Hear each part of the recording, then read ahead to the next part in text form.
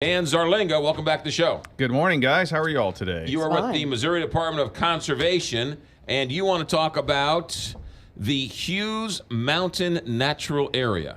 Absolutely. This is one of my personal favorite places in the area to go. I've never heard of Hughes Mountain National Area. Well, now you have. Yes. It is, first of all, it's a natural area, and that's actually a special place because we have a natural area system throughout Missouri. And this committee that decides these natural areas is a multi-agency committee. It includes us, Conservation Department, and Department of Natural Resources, and others. And we designate these areas because they're special. They have special natural qualities that are really pristine or that really reflect what the area was like pre-settlement. So they haven't been disturbed. Right. And this is one of them. We got about 160 of them throughout the state. So Hughes Mountain Natural Area is one of them. And it's really kind of a special area. It's named after a settler named John Hughes, who settled in the area around 1810, and his family lived there for a long time. But it's part of the St. Francis Mountains, and that's kind of a unique area in the Ozarks.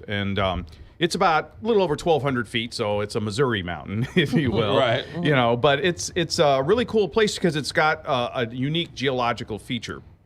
It's called the Devil's Honeycomb. Ooh. And, you know, the devil gets around in the Ozarks, and he made his mark there. And so what the Devil's Honeycomb is, this is rhyolite rock. So this is volcanic rock.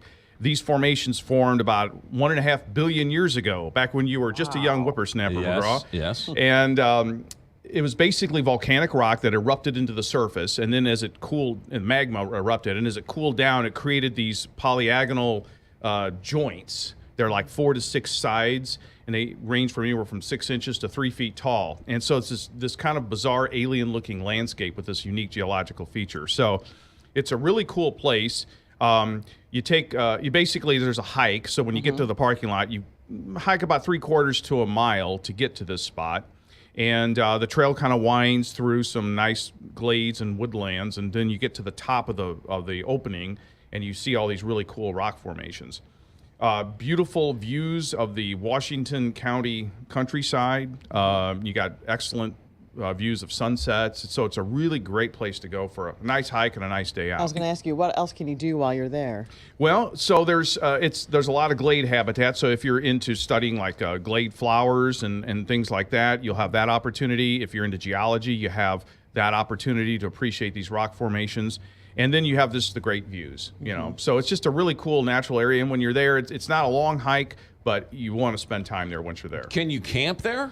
No, you can't camp at Hughes Mountain, but not too far away from that. There's a Bushwacker conservation area about 15, 20 minutes away, and we do have camping there, I believe, from September 15th through May 15th. What happened? You said you can enjoy the sunset there. The sun goes down, but you're still there. Is that all right to be there after dark? Well, the area closes at 10 p.m., so you're okay to be there till then. Now, I would, of course, make sure you're prepared with some lighting and all that, and you're pretty familiar with your way up there to get back down. And you got, after the sunset, you got about a half hour of light still. Hughes Mountain Natural Area. Where is it? Give us a sense of where it is. Okay, so it's in Washington County. I find there's a couple different ways to get there, but I find the most straightforward way is to take Highway 21 south, Tesson Ferry, and then 21 south. Right. Go past Potosi, and then it's about 11 miles past Potosi.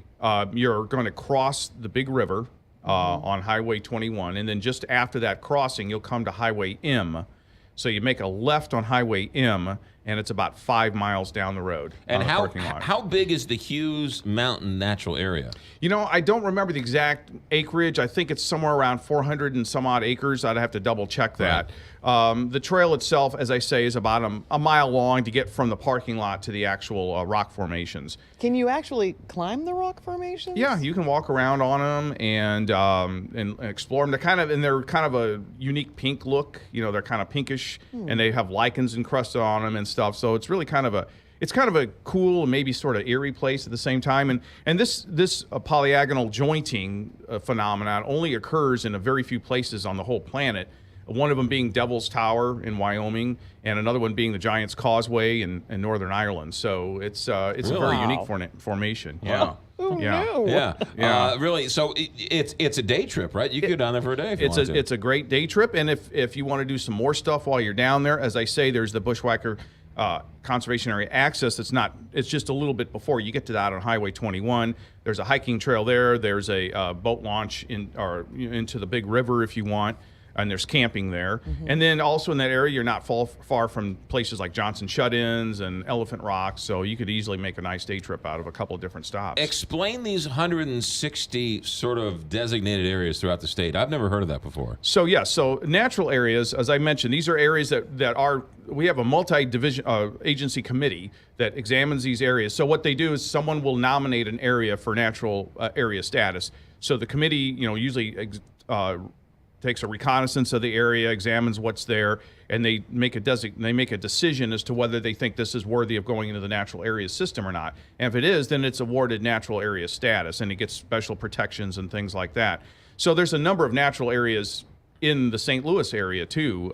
We could do a whole show on those. There's Valley View Glades for one, and a couple of others. So, and these are areas, as I say, that represent either something unique geologically, they represent unique plant life, or they represent some unique pristine snapshot of what things look like before humans came in and disturbed the area. So, yeah. All right, we got a text line question for you. Sure. Somebody wants to know, is it dog friendly?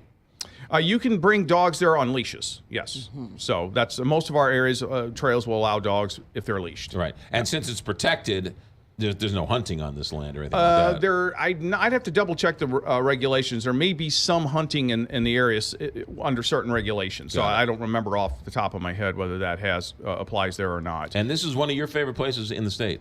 Yes, it is. It's very scenic. It's a cool place to go, and it's.